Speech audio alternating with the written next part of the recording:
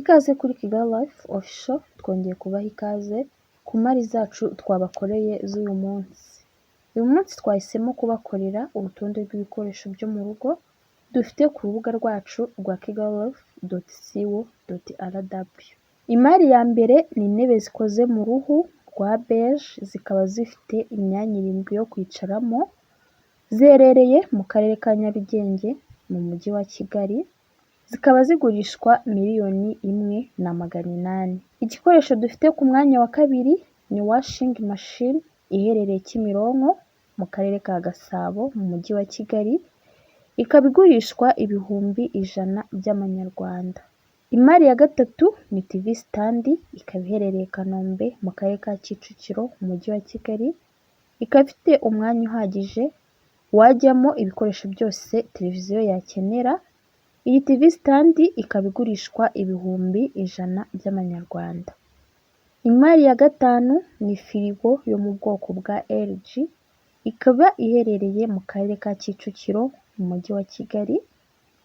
Iragurishwa $150,000 by'amanyarwanda. Tugeze ku mari ya gatandatu ariyo firigo igurishwa ifite litiro 250. Ikaba ifite ibara rya silver, iherereye mu karere ka Kicukiro mu mujyi wa Kigali.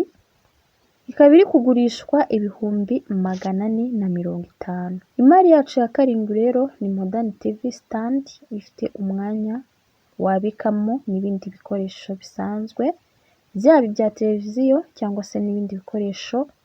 Umwihariko w'iyi stand ni uko wayishyiraho screen iyo ari yo yose, inini cyangwa intoya. Ikaba ifite umwanya uhagije wabikamo CD cyangwa se cable za screen nta kajagari biteje. Ikaba rero iherereye ku Gisozi mu karere ka Gasabo. Ikaba igurishwa $400,000. Imari tugezeho ni garde-robe. Ni garde-robe ifite ububiko bwagutse wabikamo imyenda yawe yose, inkweto ndetse n'ibindi bikoresho byawe bisanzwe, kandi bikaba bifite ubwisanzure. Ikaba rero iherereye mu karere ka Gasabo, iragurishwa $250,000.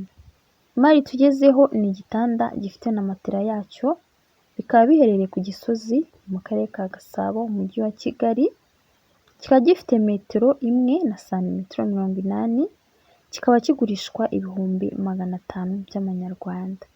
Imari yacu ya 10 ari nayo ya nyuma ni washing machine y'ibiro 8. Ikaba iherereye i Remera mu karere ka Gasabo. Iragurishwa $350,000 by'amanyarwanda. Nimba nawe hari imari ufite wifuza ko twakugurishiriza, waduhamagara cyangwa se ukatwandikira 0788 49 13 44 tukagufasha. Ushobora kudusura kandi kuri zimwe muri platform zacu arizo Facebook, Twitter ndetse na Instagram, cyangwa se ukadusura kuri website yacu ya kigalife.co.rw mukihitiramo n'izindi mari zacu zitandukanye.